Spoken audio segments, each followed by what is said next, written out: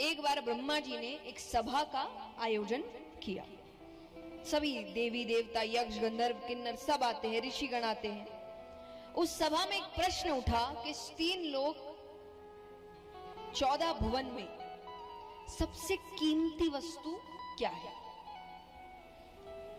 सब अपनी अपनी राय देने लगे। कोई कहे कि हीरा, कोई कहे सोना, कोई कहे चांदी। वहां ऋषिगण भी बैठे हैं, तो उन्होंने मना कर दिया। वो कहे कि ये सारी वस्तुएं तो बहुतों के पास है, यहां भी होगी। किस किस के पास सोने की वस्तु है, हाथ उठाना।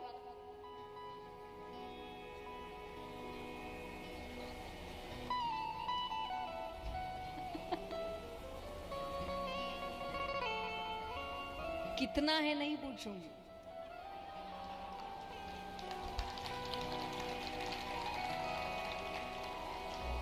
बट है कि नहीं। कितने सीधे सब बन रहे हैं। देखिए, अंदर से हम सबको पता है कि सबके पास है ना। सबके, अब कितना है क्या नहीं है वो व्यक्ति व्यक्ति पर निर्भर करता है। पर ये ऐसा है कि कुछ ना कुछ सोने की वस्तु हर एक व्यक्ति के पास आपको मिल जाएगी। जो सबके पास मिल जाए वो सबसे कीमती कैसे हो? सबसे कीमती तो ऐसा हो कि जो हर किसी के पास मिले ही ना, ढूंढने पर मिले। तो सब सोचने लग गए कि फिर आप ही बताइए कि सबसे कीमती क्या है। तब ऋषि गणों ने कहा कि अगर सबसे कीमती कुछ है वो है प्रेम।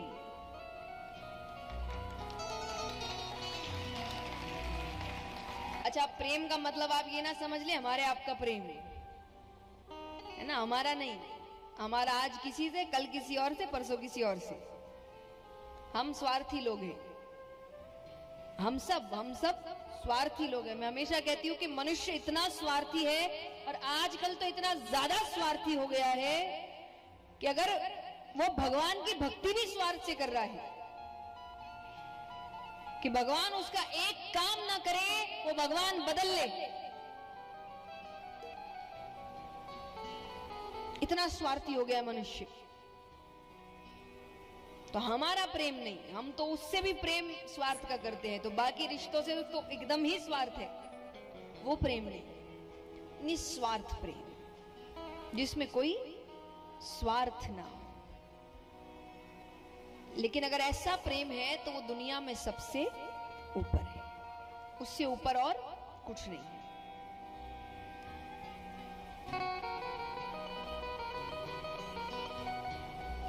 तो सबने कहा कि ठीक है, पर ये मिलेगा कहां? कहीं तो होना चाहिए जिसको देखकर हम भी सीख ले।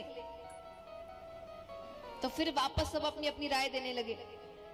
तो कोई कहे कि हो ना हो ब्रह्मा ब्रह्माणी के पास तो होगा। वो कहे कि नहीं, ब्रह्मा जी तो रचना के कार्य में बड़े व्यस्त हैं। अब नारद जी भी बैठे हैं। नारद जी किसके भक्त हैं? विष्णु भगवान और लक्ष्मी माता। तो उन्होंने कहा कि मेरे प्रभु विष्णु भगवान और लक्ष्मी माता के पास तो जरूर है। सबने कहा वहां भी उतना प्रेम, क्योंकि अगर इतना प्रेम होता तो भगवान समय ना समय देकर भक्तों के पीछे नहीं दौड़ते। तो बोले फिर आप ही बताइए। बोले अगर प्रेम की पराकाष्ठा कहीं है तो वो है महादेव जी और पार्वती माता के पास।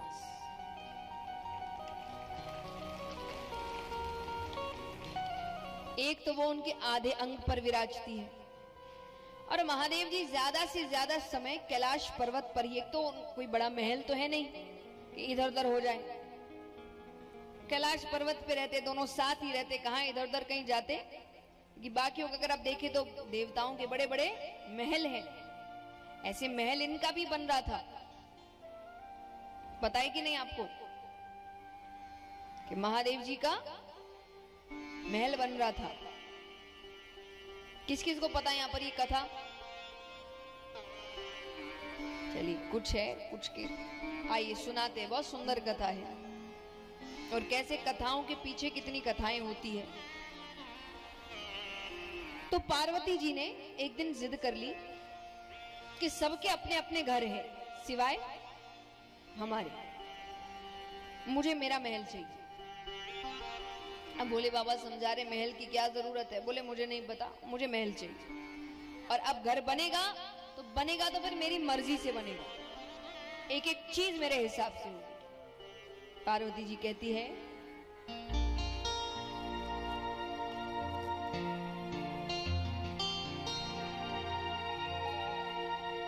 पार्वती बोली भोले से, पार्वती बोली भोले से ऐसा महल बना देना, कोई भी देखे तो बोले क्या कहना, वही क्या कहना, कोई भी देखे तो बोले। अब देखिए घर ऐसी चीज है कि हर व्यक्ति का एक सपना होता है कि एक तो उसका अपना घर हो जिसको उसने अपने मन से बनाया। हर व्यक्ति यही चाहता है। यहाँ पर भी जो बैठे होंगे तो जो चाहते हैं कि उनका घर भी अपनी मर्जी से बने, वो जैसा चाहते, जैसा उनका सपना है, तो उठाना पूरे पूरे हाथ। क्या पता पार्वती जी के साथ साथ भोले बाबा आपकी इच्छा भी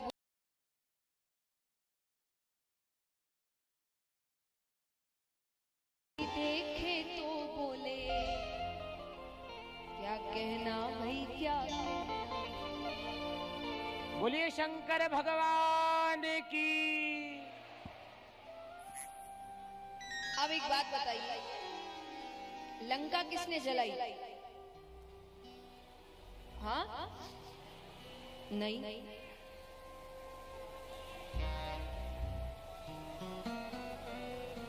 लंका किसने जलाई? नहीं, रावण के अहंकार ने। और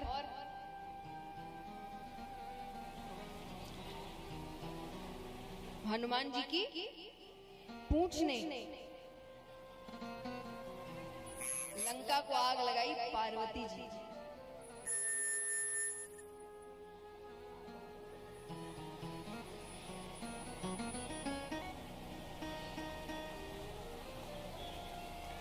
नहीं बात है कथा के पीछे कथा जो मैं बता रही थी, सुनिए।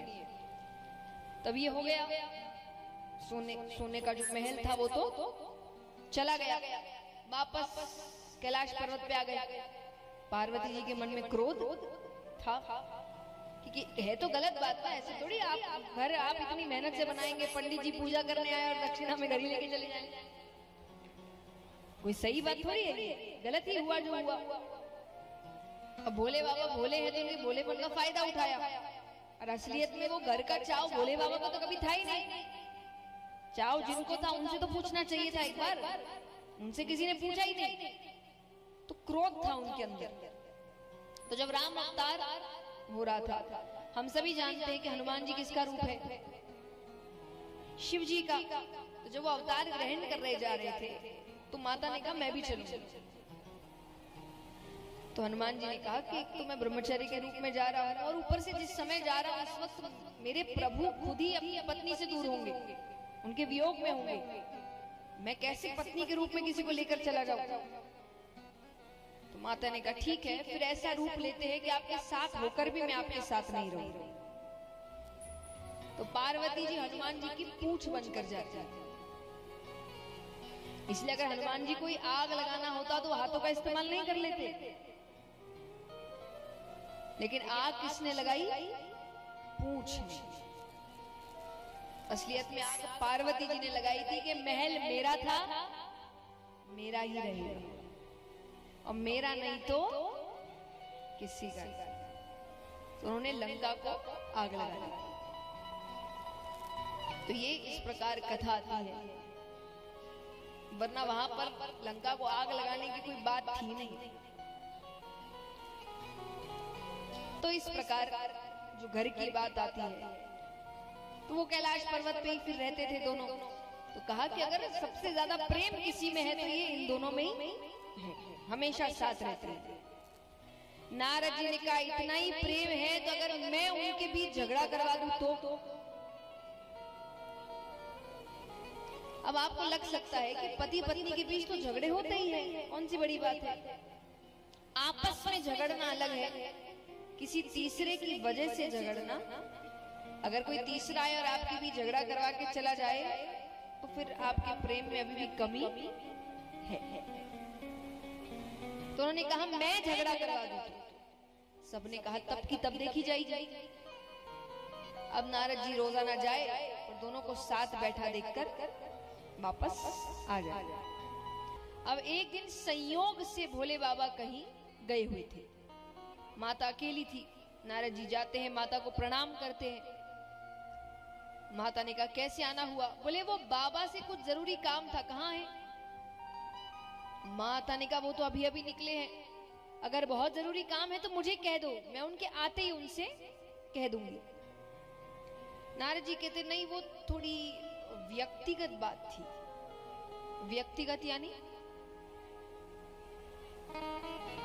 हाँ पर्सनल, कि थोड़ी पर्सनल बात थी, सबको नहीं बता सकती। माता ने कहा आपके बाबा और मेरे बीच कोई व्यक्तिगत बातें नहीं रहती, वो सब कुछ मुझे बताते हैं। नारद जी कहते मैं नहीं मानता। पुरुष कोई ना कोई बात तो स्त्री से छुपाता है, अब वो कोई भी हो। अब यहाँ जितने भी शादीशुदा पुरुष बैठे हैं, घर जाके सबकी क्लास लगी, पर सच है, कथाओं में बातें झूठी नहीं लिखी होती ना। बोले कोई भी हो, यहाँ भोले बाबा तक की बात है, साधारण मनुष्यों की तो क्या ही बात करें। तो पुरुष कोई ना कोई बात तो स्त्री से छुपाता ही है। माता ने कहा ऐसा कुछ नहीं है। नारद जी ने कहा कुछ नहीं है तो आपने अमर कथा सुनी है? बोले ये कौन सी कथा है? अरे बोले बहुत गोपनीय कथा है, बाबा हर किसी को नहीं सुनाते, जिससे सबसे ज्यादा प्रेम करते हैं उसे ही सुनाते हैं। माता ने कहा इसका मतलब मुझसे प्रेम ही नहीं करते? बोले वो मैं क्या जानूं। अच्छा मैं चलता हूं, बाबा से मत कहिएगा कि मैं आया था। नारद जी ने अपना काम कर दिया। अब देखिए ऐसे भी आपको पता है कि नहीं मुझे नहीं पता, पर भोले बाबा आए दिन पार्वती जी को कोई ना कोई कथा सुनाते रहते हैं। कई दोहे आप सुनेंगे, जैसे एक है उमा राम स्वभाव जिन जाना, तीनी भजन तजी भावना आना। उमा कौन है? ये जैसे इस नाम के अधिकतर जो दोहे वो सब भोले बाबा पार्वती जी को जब कथा सुना रहे होते तब कहते हैं। तो वो आए दिन कोई ना कोई कथा सुनाते हैं, तो उनको भी लग रहा है ना जब इतनी कथाएं सुनाई तो ये क्यों नहीं, इसका मतलब फिर कोई बात है। तो उनके मन में बात बैठ गई। अब उनको लग रहा है अमर कथा कौन सी है, ऐसी कौन सी कथा है, मुझे क्यों नहीं सुनाई। इतने में ही भोले बाबा आते हैं तो कोई स्वागत नहीं, बात ही नहीं कर रही। भोले बाबा ने नाराजगी का कारण पूछा, क्या हुआ है? माता ने कहा पहले तो ये बताइए आप मुझसे प्रेम करते हैं कि नहीं। भोले बाबा कहते कोई पूछने की बात है, अरे बहुत प्रेम करते हैं, सबसे ज्यादा प्रेम ही हम आपसे करते हैं। तो बोले फिर ये अमर कथा क्या है? भोले बाबा कहे इसके बारे में किसने बता दिया। अब वो नेत्र बंद करते तो पूरा दृश्य सामने आ जाता है। भोले बाबा कहते ब्राह्मण देवता आते हैं और अपना कोई ना कोई काम करके जाते हैं। भोले बाबा कहे अरे नहीं सुनाई तो अब सुना देंगे। माता कहे अब तो सुनानी ही पड़ेगी, अभी तक क्यों नहीं सुनाई। भोले बाबा कहते हैं कि एक बात बताइए, मैं आपको कोई भी कथा सुनाता हूं आप क्या करते हैं? माता कहे मैं और भी लोगों तक पहुंचाती हूँ, यही तो काम है, कथा का प्रचार प्रसार करो। बोले बस इस कथा के साथ यही नहीं कर सकते। इस कथा का नाम क्या है? अमर कथा, यानी सुनने वाला अमर हो जाए। मैंने इसीलिए आपको अभी तक नहीं सुना। माता कहे ठीक है, मैं किसी को नहीं सुनाऊंगा, आप मुझे सुनाइए। तो कैलाश पर्वत की ऊंची शिला पर जाकर बैठते हैं, कल्पतरु वृक्ष के नीचे। अब कथा आरंभ करने से पहले भोले बाबा ने पहली ताली बजाई, एक ताली। अब यहां पर ताली का महत्व बताया गया है, क्योंकि ताली बजाते ही जितने भी जीव जंतु थे कैलाश पर्वत पे, वो सब कैलाश पर्वत छोड़कर जाने लगे। ताली का महत्व क्या है, देखिए स्वास्थ्य अनुसार तो पता ही होगा आपको, नहीं तो हमारे श्री आदरणीय रामदेव बाबा बताते ही रहते हैं आकर कि ताली का महत्व क्या है। तो शारीरिक तौर से महत्व तो पता है, अब भगवत तौर से महत्व क्या है कि हम जब अधिकतर देखते हैं कि आप कथा या कीर्तन में जाइए तो जो भजन गा रहे हैं या जो महाराज कथा कर रहे हैं सब ताली बजाने को बहुत कहते हैं, और कई बार लोग झुंझला जाते हैं, क्या बार बार ताली ताली बजा रहे हैं। नहीं, ताली आपको और भगवान को करीब लाने का एक माध्यम है। ताली से कुछ सांसारिक चीजें हमसे दूर होती है, जैसे उदाहरण स्वरूप फायदे बता रही हूं। ताली यानी व्यक्ति अहंकार बाहर छोड़कर आया है। उदाहरण, अब आप कथा कराते तो आपने अब 7 दिनों में कईयों को निमंत्रण दिया होगा, उसमें से बड़े बड़े लोग भी होंगे, तंत्री मंत्री होंगे, सब है ना, कोई ना कोई तो आएगा। बुलाते ही लोग 7 दिन में अपने अपने जगह के जो बड़ी बड़ी पदवी पे बैठने वाले लोग हैं उनको बुलाते हैं, आते हैं लोग। अब उनमें से कई होंगे, उनको आप देखेंगे ना, वो जब कथा सुनते हैं ना तो एकदम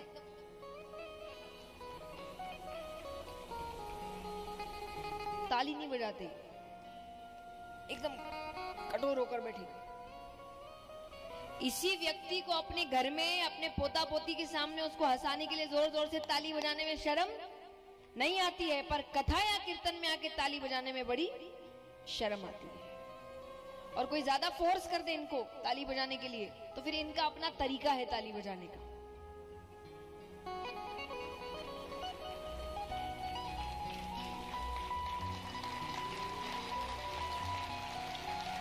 इससे अच्छा तो ना बजाओ। पर इसका अर्थ क्या है, यानी व्यक्ति यहां भी ये सोच रहा है मैं कौन हूं। तो ताली यानी आप अपना अहंकार दरवाजे के बाहर छोड़कर आते हैं कि यहां तो मैं कुछ नहीं, तो आपके अहंकार को खत्म करती है। दूसरा, आलस्य। अब देखिए कथा में ना कोई एक कथा नहीं चलती, कितनी कथाएं आती है, एक तो उसका कंफ्यूजन, और फिर कितनी देर तक बातें बातें बातें, ज्ञान की बातें, तो थोड़ा एक दो झपकी लग जाती है। इतनी देर तक व्यक्ति सिर्फ सुन ही रहा है चुपचाप बैठकर, तो इसलिए कोशिश किया जाता है कि जब भजन आए बीच में तो आप अच्छे से ताली बजाए, तो आपके शरीर के अंदर वो एक ऊर्जा पैदा करे, तो काफी देर तक आपको थोड़ा सा आलस्य से दूर रखे, तो आलस्य दूर करती है। तीसरा, कई बार आपके आसपास ऐसे जीव जंतु बैठ जाते हैं जो खुद तो कथा सुनते नहीं, किसी और को भी सुनने नहीं देते। हर थोड़ी देर सॉफ्ट पानी लेने, कहां से आए हैं, किस गांव से, परिवार में इनकी अपनी कथा चल रही है। हर जगह होंगे, कुछ ना कुछ होंगे, उनको हर थोड़ी देर में कुछ ना कुछ बात करनी है। लेकिन अब ऐसे का कथा में भी आएंगे, ये कथा से मतलब नहीं, लेकिन आएंगे 7 दिन। एक बार 2 दोस्त थे, उनके गांव में कथा होने वाली थी, दोनों बड़े उत्साहित हुए। अब उसमें से एक दोस्त को कोई जरूरी काम था उसी दौरान, तो वो कहे मैं तो सुन नहीं पाऊंगा, तुम जाना। वो कहा हाँ हाँ बिल्कुल मैं तो जाऊंगा। 7 दिन गया वो। अब कुछ दिन बाद जब दोस्त वापस आया तो उसने कहा तुम गए थे? बोले बिल्कुल गए थे। बोले कैसी हुई कथा? बोले 1 नंबर, इतनी अच्छी कथा, इतनी अच्छी बातें बताई गई, तुमने तो बहुत अच्छा। वो तारीफ पे तारीफ कर रहा है, वो इतनी तारीफ कर रहा है कि इसको लग रहा है कि ऐसा क्या सुन लिया। तो इसने कह दिया 1-2 बात मुझे भी बताओ ना। तो उसने कहा कि अरे बहुत अच्छी कथा हुई। अरे बोले क्या क्या बोला बताओ। अरे बोले इतनी अच्छी बातें बताई गई। बोले क्या बताई गई? बोले वो याद नहीं। और कथा बहुत अच्छी। फिर क्या अच्छी हुई? ये जो कथा में जाने के बाद भी इनकी अपनी कथा चल रही है, इसलिए इनको कुछ भी याद नहीं रहता। अब ये कब होगा? जब आप शांत बैठे हैं, आप भी इधर उधर देख रहे हैं। एक तो हमारी आदत है, और ये आदत कथा में ही है। कोई आया नहीं कि जब तक बैठे नहीं उसको ही देखो। यही अभी सबके हाथ में एक एक नोटों की गड्डी पकड़ा दो कि जो जितनी जल्दी गिनेगा ये गड्डी उसकी। फिर तो सामने से बड़ा व्यक्ति चला जाए, मजाल है इसकी आंख ऊपर हो जाए, तब तो पूरा ध्यान गाली है। लेकिन कथा में है इधर तो आपको परेशान तभी करेंगे लोग जब आप ऐसी हरकतें करेंगे। अब आप भक्ति में लीन हैं, आप भगवान की कथा में लीन हैं, ताली वो आपको छेड़ते नहीं है, अपने जैसा कोई और ढूंढते। तो इसीलिए भोले बाबा ने पहली ताली बजाई। तो ताली का अध्यात्म में बहुत बड़ा महत्व है। दूसरी ताली बजाते हैं तो महादेव जी का जो त्रिशूल है वो 3 बार कैलाश पर्वत की परिक्रमा करता है कि कोई छिपकर तो नहीं बैठा। अमर कथा है भाई। तीसरी ताली बजाते हैं, सुगंधित हवाएं बहने लगती है, भक्तिमय वातावरण हो जाता है।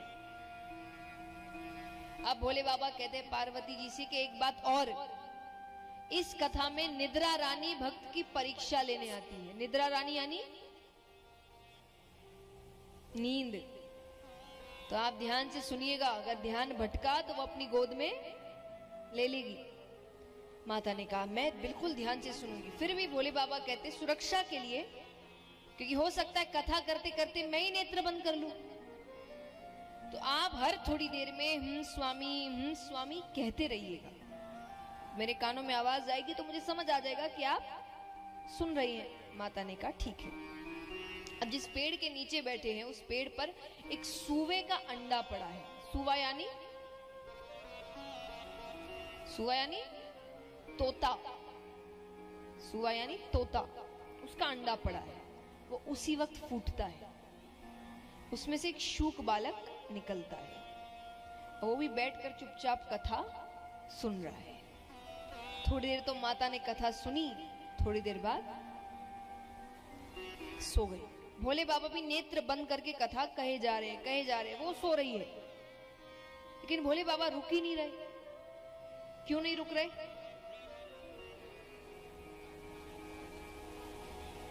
तोते का ये स्वभाव होता है, अगर वो कोई शब्द बार बार सुन ले तो उसे दोहराने लगता है। अब माता तो सो गई, वो शूक बालक कह रहा है स्वामी स्वामी।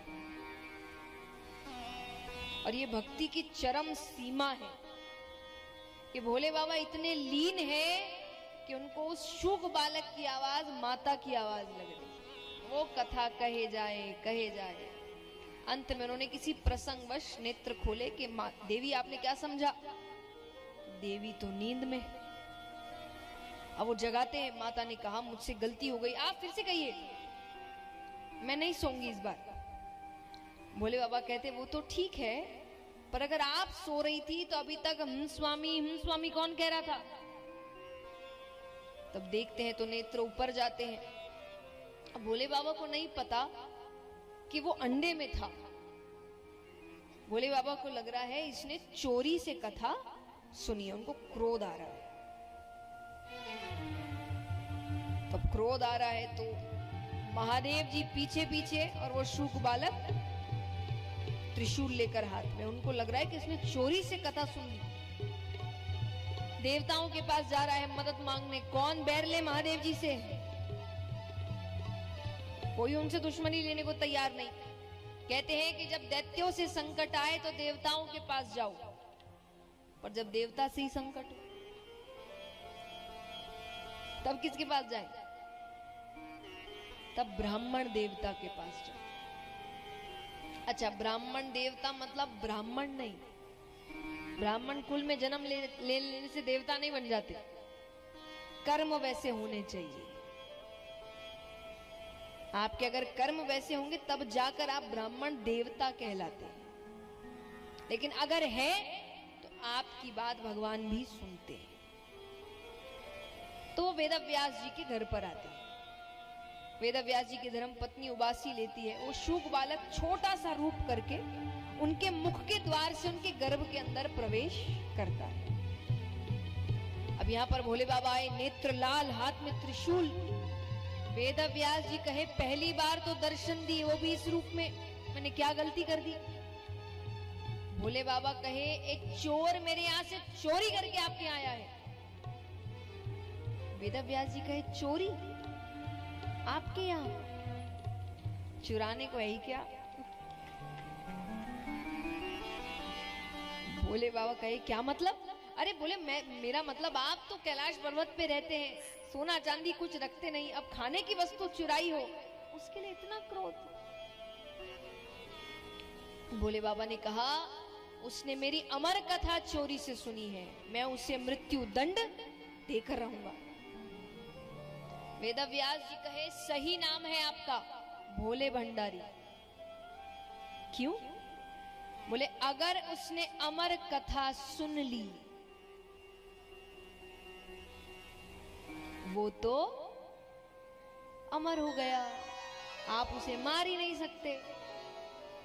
और अगर मान लीजिए आप महाकाल है, सर्वशक्तिमान है, आप उसे मार दे तो आपकी अमर कथा झूठी हो गई। इसीलिए कहते क्रोध नहीं करना चाहिए। क्रोध में सोचने समझने की शक्ति खत्म हो जाती है।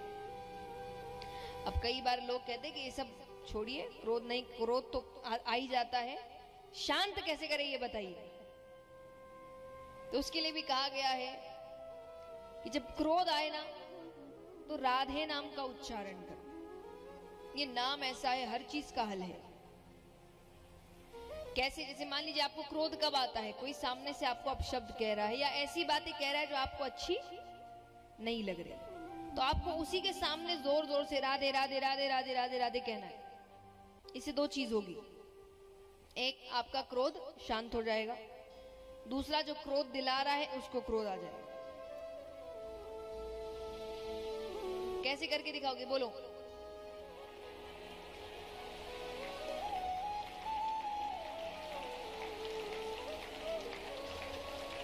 कैसे? सबके चेहरे पर मुस्कुराहट आ गई। अब आपको मुस्कुराता देख उसको अच्छा थोड़ी लगेगा। तो जब क्रोध आए तो ये सच्ची बात है, करके 7 दिन है आपके पास, तो करके देके फीडबैक दीजिए कि काम कर रहा है कि नहीं। और मैं हमेशा कहती हूँ कि देखिए मुझे नहीं पता मैं जो भी बातें आपको सिखा रही हूँ आप उसको मानेंगे कि नहीं। हम बोल सकते हैं, करना नहीं करना आपके ऊपर है। तो जब तक यहाँ है तब तक तो करा के चले जाए। 7 दिन बाद करोगे नहीं करोगे कुछ नहीं पता। आइए थोड़ा प्रैक्टिस करते हैं। अभी तो कोई गुस्सा नहीं दिला रहा आपको, लेकिन अगर दिलाए तो क्या करना है?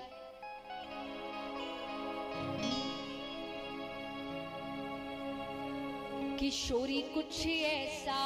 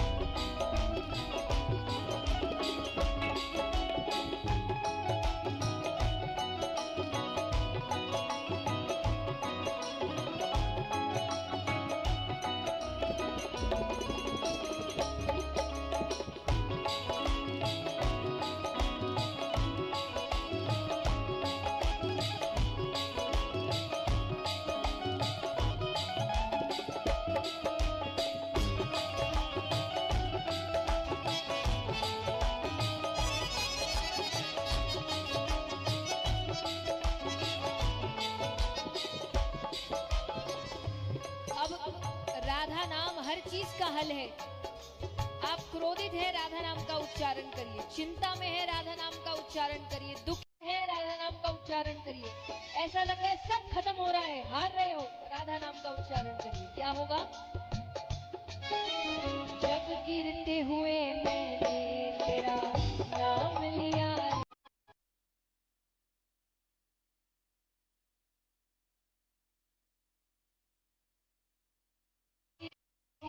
मैंने तेरा नाम लिया,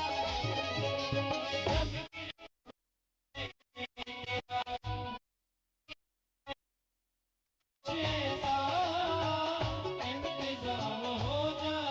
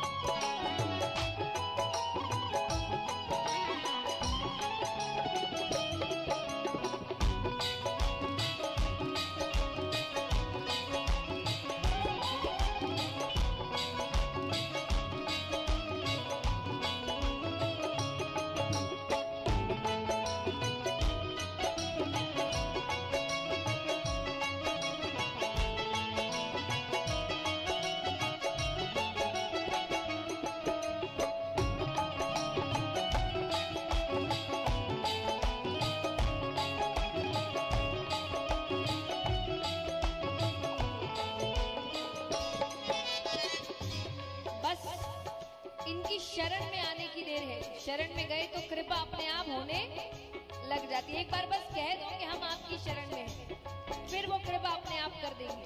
भक्त कहते हैं, तुम अपने भक्तों पे कृपा करती हो, तुम अपने भक्तों पे कृपा करती हो श्री राधे। उनको अपने चरणों में जगह देती हो श्री राधे। उनको अपने चरणों में जगह देती हो श्री राधे। तुम अपने भक्तों पे कृपा करती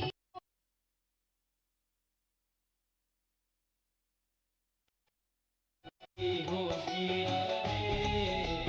उनको अपने चरणों में जगह देती हो श्री राधे।